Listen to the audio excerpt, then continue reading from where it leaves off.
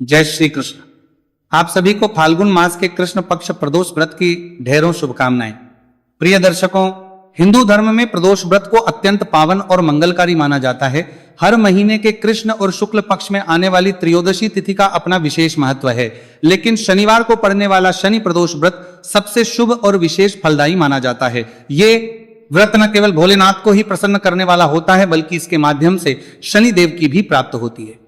कथाओं में वर्णन आता है कि इस दिन जो भक्त श्रद्धा और भक्ति से व्रत रखकर संध्या समय शिवलिंग पर जलाभिषेक करते हैं, वे अपने जीवन के समस्त दुख, शनि दोष और पापों से मुक्त होकर सुख, स्वास्थ्य और समृद्धि प्राप्त करते हैं। शास्त्रों में कहा गया है, शनि प्रदोष व्रत करने से व्यक्ति के जीवन से कठिनाइयां दूर होती हैं और उनके सभी कार्य भी सफल होते हैं। शनि प्रदोष व्रत की कथा सुनना और सुनाना दोनों ही पुण्यदायी हैं। आइए प्रिय दर्शकों, आज हम सभी इसी पावन अवसर पर शनि प्रदोष व्रत की कथा का श्रवण करेंगे। इस बार फाल्गुन माह के कृष्ण पक्ष में पड़ने वाला प्रदोष व्रत शनि प्रदोष व्रत है, जो कि इस बार 14 फरवरी दिन शनिवार को रखा जा रहा है और इस दिन प्रदोष काल का समय रहेगा शाम 6:12 से लेकर रात्रि 8:46 तक। आइए प्रिय दर्शकों, आज शनि प्रदोष व्रत कथा सुनने से पहले हम सभी मिलकर भगवान श्री गणेश जी का आह्वान करें। हे विघ्नहर्ता श्री गणेश, आप बुद्धि, विवेक, शुभता और मंगल के अधिपति हैं। प्रत्येक शुभ कार्य की शुरुआत आपके स्मरण और आह्वान के बिना अधूरी होती है। आज इस पवित्र शनि प्रदोष व्रत में मैं आपसे आदरपूर्वक प्रार्थना करता हूं कि आप पधारें और मेरे इस व्रत, पूजा और साधना को सफल बनाएं। हे गजानंद, आप मुझ पर अपनी कृपा दृष्टि बनाए रखें, मेरे सभी कार्यों में आने वाले विघ्नों को दूर करें और जीवन में मंगलमय सफलता प्रदान करें। आपकी सूझबूझ, धैर्य और विनम्रता से ही जीवन में स्थिरता आती है। इसलिए हे प्रथम पूज्य देव, मेरे निवास करें, मेरे भावों को शुद्ध करें और मेरी साधना को स्वीकार करें। आपकी उपस्थिति से ही यह व्रत पूर्ण होगा और आपके आशीर्वाद से ही जीवन में शुभता का संचार होगा। ओम श्री गणेशाय नमः। आइए अब हम सभी मिलकर भगवान भोलेनाथ और माता पार्वती जी का ध्यान करें। हे भोलेनाथ, महादेव, त्रिलोकेश्वर, करुणा और दया के सागर, हे मां पार्वती, जगदम्बा करुणामयी, हे कृपालु, आज मैं आपके चरणों में श्रद्धा और भक्ति सहित शीश झुकाता हूं। आपकी महिमा अनंत है, आपकी कृपा असीम है। मैं जानता हूं कि अपने जीवन में, अपने विचारों में, अपने कर्मों में और आज के इस व्रत, पूजा, ध्यान या संकल्प में जाने अनजाने में मुझसे कई गलतियां हुई होंगी। हो सकता है मेरे मन में कहीं चंचलता आ गई हो, मेरी पूजा में कहीं कोई कमी रह गई हो, मेरे व्यवहार में कोई गलती हो गई हो, मेरे संकल्प में कोई भूल या त्रुटि हो गई हो। हे प्रभु, मैं विनम्र होकर आपसे क्षमा मांगता हूं। हे भोलेनाथ, हे शिव शंकर, हे महादेव, जैसे गंगा जी आपके सिर पर बहती हैं और सब पापों को धो देती हैं, वैसे ही अपनी करुणा की गंगा से मेरे पापों को, मेरे सभी फूलों को धो डालिए। हे मां पार्वती, अपनी ममता और शक्ति से मेरे भीतर के अज्ञान, अहंकार और दोषों को समाप्त कर दीजिए। मुझ पर अपनी कृपा कीजिए, मेरी आत्मा को शुद्ध करिए और मुझे सच्चे मन, वचन और कर्म से आपकी भक्ति करने की शक्ति दीजिए। हे प्रभु, मैं आपकी शरणागत हूं, मेरे सभी अपराध क्षमा कर दीजिए। हर हर महादेव, जय मां पार्वती। अब हम सभी शनिदेव का आवाहन करेंगे। हे सूर्यपुत्र शनिदेव, आप कर्मों के फलदाता, न्याय के अधिष्ठाता और ग्रहों के नियंत्रक हैं। आप संसार को न्याय का बोध कराते हैं और पाप पुण्य का लेखा जोखा रखते हैं। आज इस पावन शनि प्रदोष के दिन मैं श्रद्धा सहित आपको अपने हृदय में आमंत्रित करती हूँ। हे शनिदेव, मेरी पूजा, व्रत और भक्ति को स्वीकार करें और मुझ पर अपनी कृपा दृष्टि बनाए रखें। मैं जानती हूं आपके दृष्टिपात से व्यक्ति के जीवन में बड़ा परिवर्तन आता है, जो दंड स्वरूप भी हो सकता है और वरदान स्वरूप भी। इसलिए हे दयामय देव, मेरी और कृपा दृष्टि डाले, मुझे सत्कर्म की प्रेरणा दे और जीवन में संतुलन, धैर्य और न्याय की भावना उत्पन्न करें। हे शनिदेव, यदि मुझसे जीवन में या इस व्रत, जब ध्यान या पूजा के दौरान किसी भी प्रकार त्रुटि, भूल, पाप या अपराध हुआ हो, चाहे वह विचार से, वाणी से या कर्म से हुआ हो, तो मैं आपसे विनम्रता पूर्वक क्षमा मांगती हूं। आप दंड देने वाले जरूर हैं, पर आप सच्चे पश्चाताप पर कृपा करने वाले भी हैं। हे प्रभु, मेरे जाने अनजाने में हुई गलतियों को क्षमा करें, मुझे सच्चे मार्ग पर चलने की शक्ति दें और मेरे जीवन में संयम, परिश्रम और स्थिरता का प्रकाश फैलाएं। मैं शरणागत आपके चरणों में पूर्ण समर्पण के साथ, हे शनिदेव, कृपा करें, रक्षा करें और अपनी कृपा दृष्टि से जीवन को शांतिपूर्ण और समृद्ध बनाएं। जय शनिदेव। शनि प्रदोष व्रत की पौराणिक कथा के अनुसार, एक बार की बात है, एक नगर में एक सेठ जी रहते थे। सेठ जी के घर में हर प्रकार की सुख सुविधाएं थी, उनके पास अपार धन संपत्ति थी, लेकिन उन्हें एक ही दुख था कि उनकी कोई संतान नहीं थी। इसी कारण और सेठानी दुखी रहते थे। उन्होंने संतान प्राप्ति के लिए कई उपाय किए, व्रत उपवास रखे, लेकिन सफलता नहीं मिली। तब दुखी होकर कुछ समय बीतने पर सेठ जी ने अपना काम नौकरों को सौंप दिया और खुद सेठानी के साथ तीर्थ यात्रा के लिए चल पड़े। अपने नगर से बाहर निकलने पर उन्हें एक साधु महाराज मिले जो कि ध्यान मग्न बैठे हुए थे। सेठ और सेठानी साधु के पास गए और हाथ जोड़कर उनके उठने का इंतजार करने लगे। काफी देर के बाद जब साधु महाराज ने आंखें खोली तब उन्हें पता चला कि उनके समक्ष कोई बहुत देर से आशीर्वाद लेने की प्रतीक्षा में बैठा हुआ है। साधु ने सेठ और सेठानी से कहा कि मैं तुम्हारा दुख समझता हूं, तुम इस दुहक से मुक्ति पाने के लिए शनि प्रदोषित करो, इससे तुम्हें संतान सुख अवश्य ही प्राप्त होगा। फिर साधु ने सेठ सिद्धानी को प्रदोष की विधि बताने के साथ भगवान शिव की वंदना करने के लिए कहा। भगवान शिव की वंदना इस प्रकार की जाती है। हे रुद्रदेव शिव आपको नमस्कार है, शिव शंकर जगत गुरु आपको नमस्कार है, हे नीलकंठस्वर आपको नमस्कार है, शशि मौली चंद्र सुख आपको नमस्कार है, हे उमाकांत सुधी आपको नमस्कार, उग्रत्व रूपमन आपको नमस्कार है, ईशान ईश प्रभु नमस्कार, विश्वेश्वर प्रभु शिव को नमस्कार है। साधु से इस प्रकार वंदना करने का विधान जानकर सेठ और सेठानी ने साधु महाराज को धन्यवाद किया और उनसे आशीर्वाद लेकर तीर्थ यात्रा के लिए चल पड़े। तीर्थ यात्रा से लौटने के बाद दोनों ने मिलकर शनि प्रदोष व्रत किया, जिसके प्रभाव से जल्दी ही उनके घर में एक सुंदर पुत्र का जन्म हुआ। इस प्रकार शनि प्रदोष व्रत रखने सेठानी का घर खुशियों से भर गया। शनि प्रदोष व्रत के दिन जो भी भक्त जिस भी कामना को लेकर प्रदोषित रखता है, उसकी वह कामना भगवान शिव और शनिदेव की कृपा से अवश्य ही पूरी होती है। अब सुनिए, शनिदेव की कथा एक बार की बात है कि सभी नवग्रहों में, जिनमें सूर्य, चंद्र, मंगल, बुध, बृहस्पति, शुक्र, शनि, राहु और केतु में विवाद छिड़ गया कि इन सब में बड़ा कौन है। सभी आपस में विवाद करने लगे, लेकिन कोई निर्णय ना निकलने पर देवराज इंद्र के पास वे कराने पहुंचे। सभी ग्रहों को अपने सामने उपस्थित देखकर इंद्रदेव घबरा गए।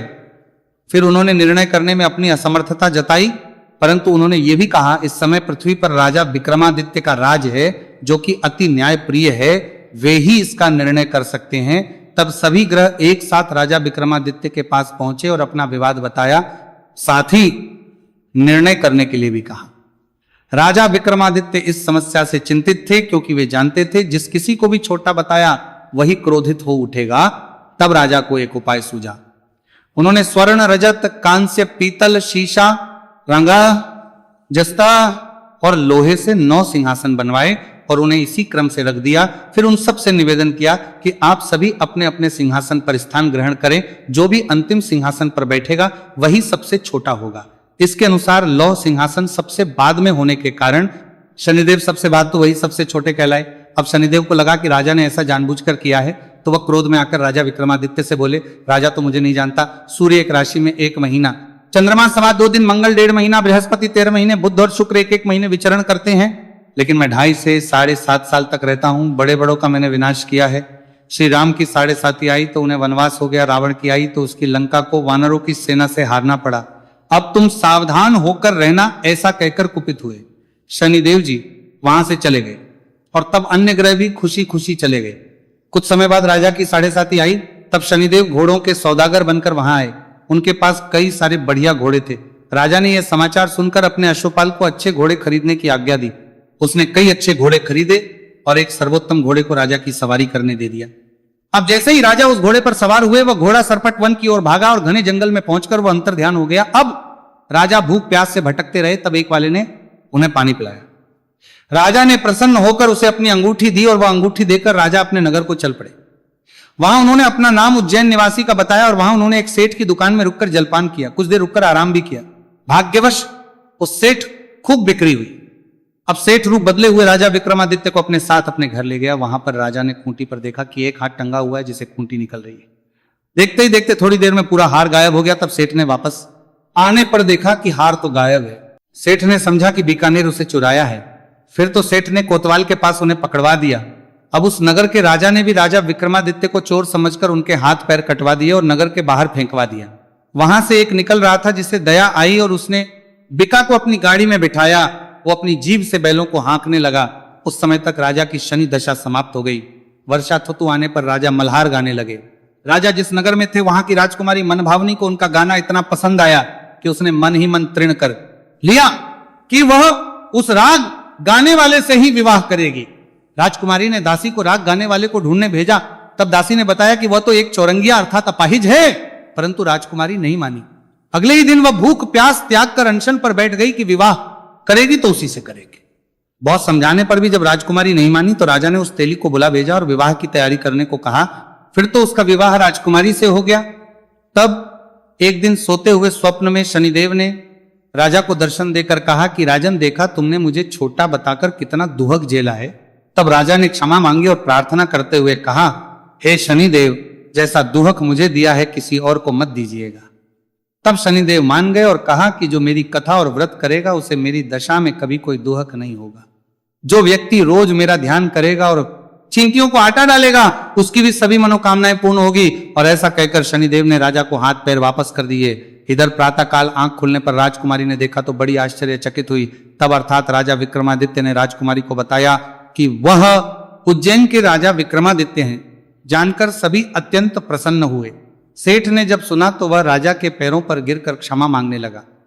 राजा ने कहा कि यह तो शनिदेव का क्रोध था, इसमें किसी का कोई दोष नहीं। सेठ ने फिर भी निवेदन किया कि राजन, मुझे शांति तभी मिलेगी जब आप मेरे घर चलकर भोजन करेंगे। तब सेठ ने अपने घर तरह तरह के व्यंजनों से राजा का सत्कार किया। सभी ने देखा कि जो खूंटी हार निकल गई थी वही अब उसे उगल रही थी। सेठ ने अनेक मोहरें देकर राजा का धन्यवाद किया। इसके बाद राजा रानी को लेकर अपने राज्य वापस लौट आए, जहां पर उनका खूब धूमधाम से स्वागत किया गया।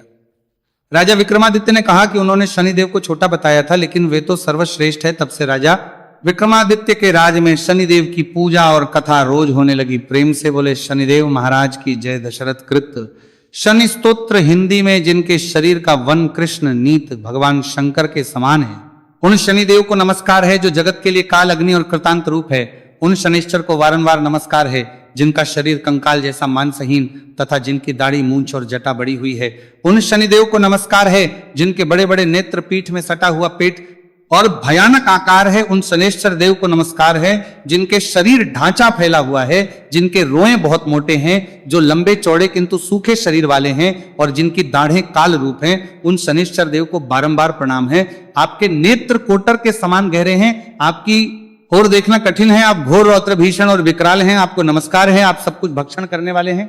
आपको है सूर्यनंदन, भास्कर पुत्र, अभय देने वाले देवता, आपको प्रणाम है। नीचे की ओर दृष्टि रखने वाले शनिदेव, आपको नमस्कार है। संवर्तक, आपको प्रणाम है। मंद गति से चलने वाले शनिश्चर, आपका प्रतीक तलवार के समान है, आपको पुनः पुनः प्रणाम है। आपने तपस्या से अपनी देह को दग्ध कर लिया है। आप सदा योगाभ्यास में तत्पर, भूख से और अतृप्त रहते हैं। आपको सदा सर्वदा नमस्कार है, यानी नेत्र, आपको प्रणाम है। काश्यप नंदन सूर्यपुत्र शनिदेव, आपको नमस्कार है। आप संतुष्ट होने पर राज्य दे देते हैं और रुष्ट होने पर उसे तत्काल हर लेते हैं।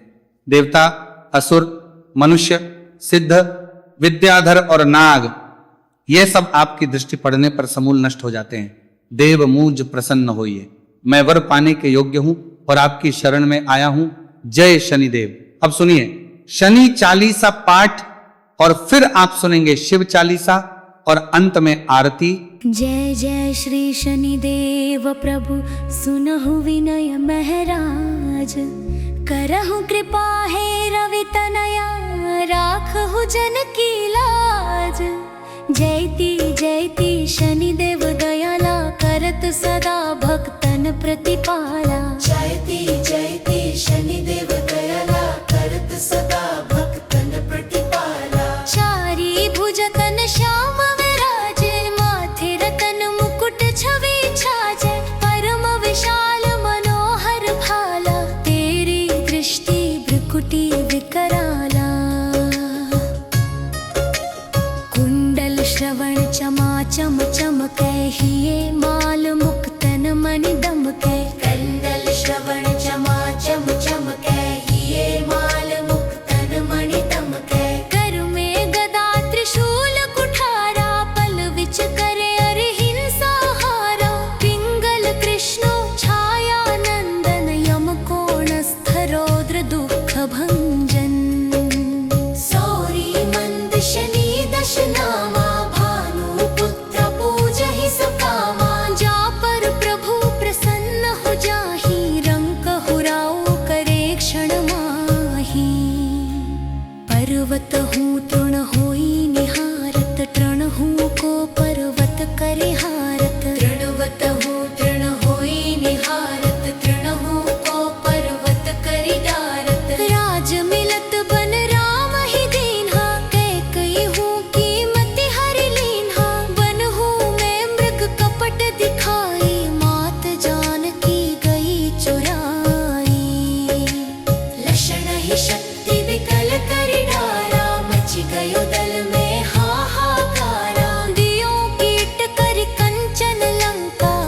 बजरंग वीर को टंका।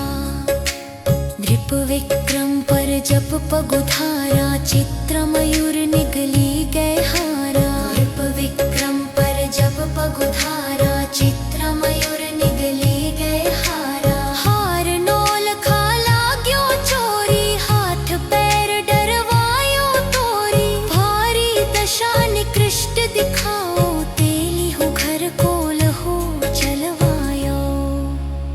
विनय राग दीपक महकीन हो, तब प्रसन्न प्रभु है सुख दीन हो। विनय राग दीपक महकीन हो, तब प्रसन्न प्रभु है सुख दीन हो। हर्ष चंद्र हो नृप नारी बिकानी, आप हो भरे डोम घर पानी। वैसे नल पर दशा सिरानी, भूंजी मीन कूद गई पानी। श्री शकन ही कहो जब जाई, पार्वती को सती कराई। तनी बिलोकत ही करी रीसा, नभ उड़ गयो गौरी सुत सीसा।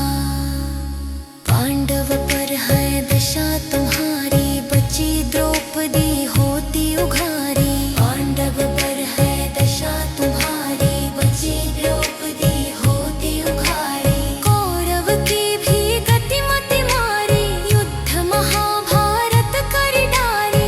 रवि कह मुख मह धरि तत्काला, लेकर कूद पर्यो पाताला। शेष देव लखि विनती लाई, रवि को मुख ते दियो छुड़ाई।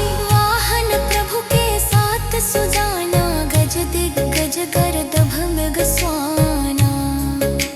जम्बुक सिंह आदि नखधारी, सो फल ज्योतिष कहत पुकारे। जम्बुक सिंह आदि नखधारी, सो फल ज्योतिष कहत पुकारे। गजवाहन लक्ष्मी गृह आवे, हयते सुख संपत्ति उपजावे। गर्ध बहानी करे बहु काजा, सिंह सिद्ध कर राज समाजा।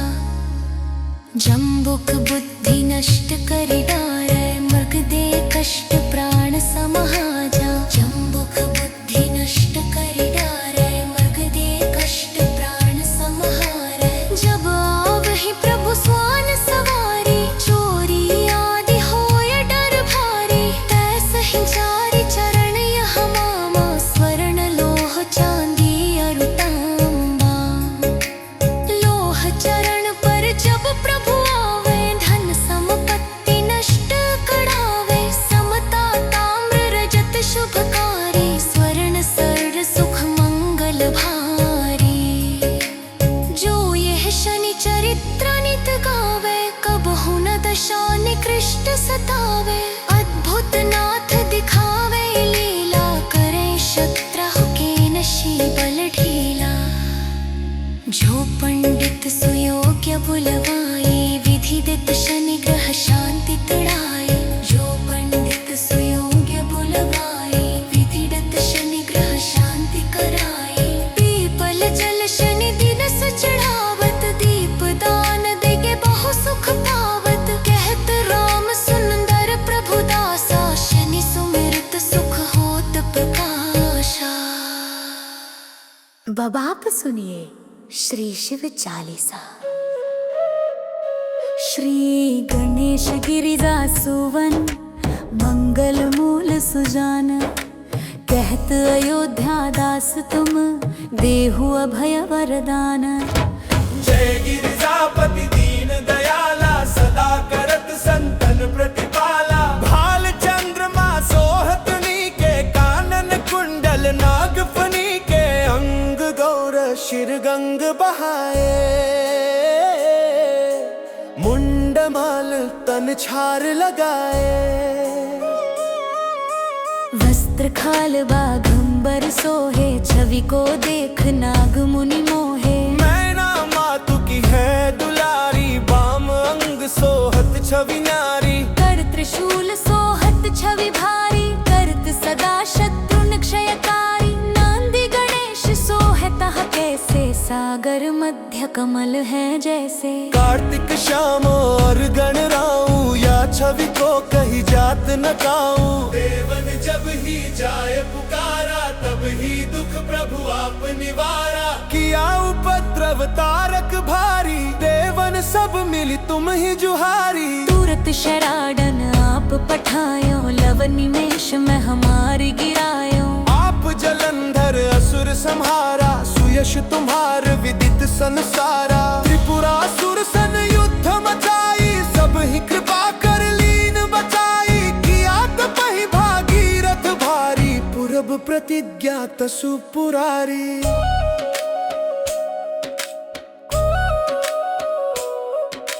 दानिन मह तुम समको नाही, सेवक स्तुति करत सदाही। वेद नाम महिमा तव गाई, अकथनादि भेद नहीं पाई। प्रगट उदधि मंथन में ज्वाला, चरे सुरासुर भय विहाला। कीन्ह दया तह करी सहाई, नीलकंठ तब नाम कहाई। पूजन रामचंद्र जब कीन्हा, जीत के लंक विभीषण दीन्हा। सहस कमल में हो रहे धारी, कीन्हा परीक्षा तब ही पुरारी। एक कमल प्रभु राखे जोई, कमल नयन पूजन चह सोई। कठिन भक्ति देखी प्रभु शंकर, भय प्रसन्न दिए इच्छित वर। जय जय जय अनंत अविनाशी, करत कृपा सबके घटवासी। दुष्ट सकल नित मोहि सतावे, भ्रमत रहे मोहि चैन न आवे। त्राहि त्राहि मैं नाथ पुकारो, यही अवसर मोहियान उबारो। ले त्रिशूल शत्रुन को मारो, संकट से मोहियान उबारो। मातु पिता भ्राता सब कोई, संकट में पूछत नहीं कोई। स्वामी एक है आस तुम्हारी, आए हरहु अब संकट भारी।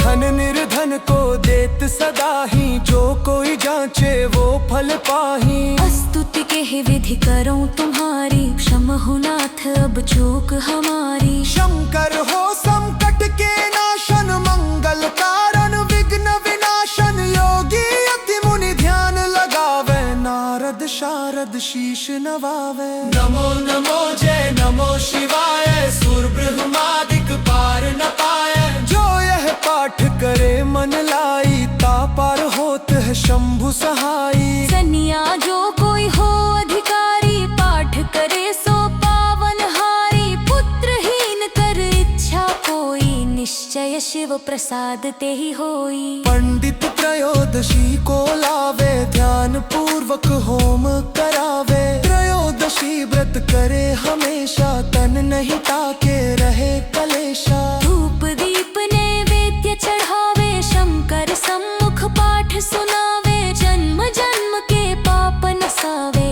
अंतवास शिरपुर में पावे।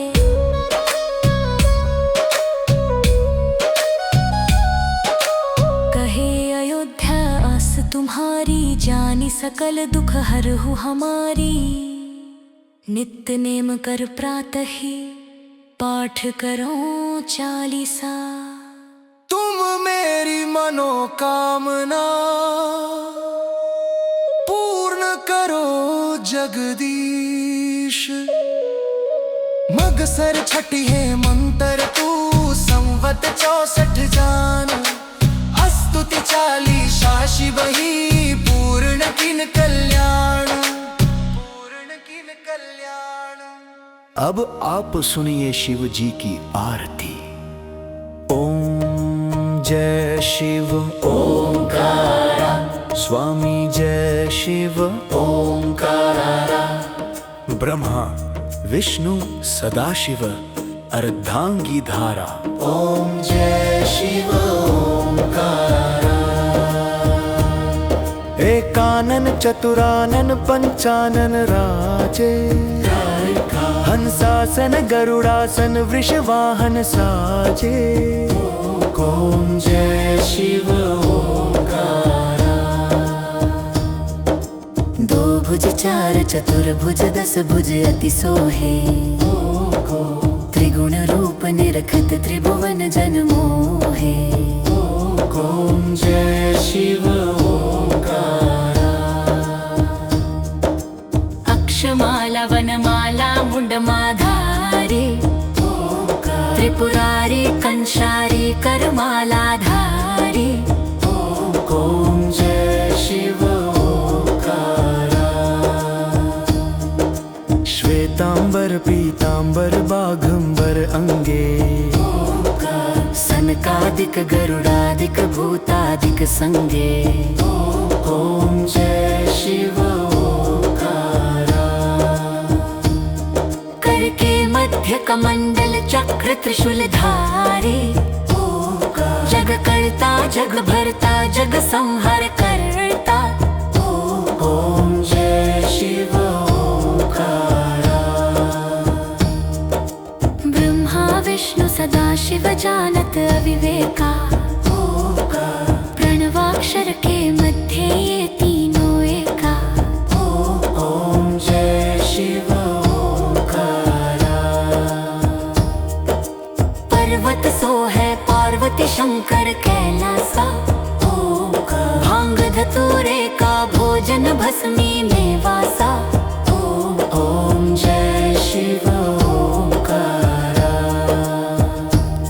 जटा में गंग बहत है गल मुंडन माला शेष नाग लिपटावत और हत मृग छाला ओम जय शिव ओंकारा।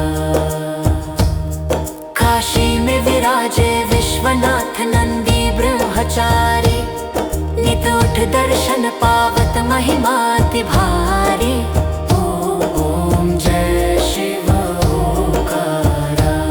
स्वामी ओम जय शिव ओंकारा।